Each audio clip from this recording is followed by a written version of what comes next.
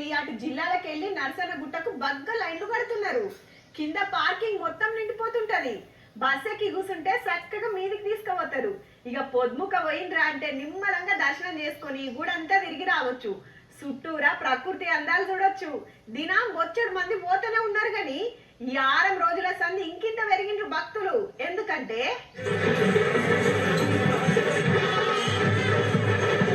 యాదగిరి గుట్ట మీద నరసన్న పెద్ద పండుగ మా సంబురంగా అవుతుందబ్బా. ఇవాళ హనుమంత వాహనం మీద ఊరేగిండు దేవుడు.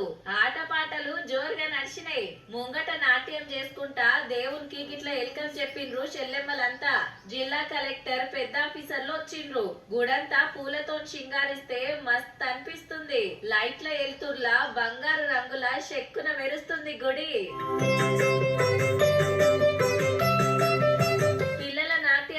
భక్తులంతా ఒక ముర్షుడు కాదు. మన ఓల్డ్ కల్చర్స్ ని ఈ జనరేషన్ వాళ్ళకి తెలపడమే మా డాన్స్ లో ఉన్న ప్రాముఖ్యత. రాత్రికి దేవుని కళ్యాణం జరిగితే చూస్తానికి శితం వచ్చిండ్రు భక్తులు.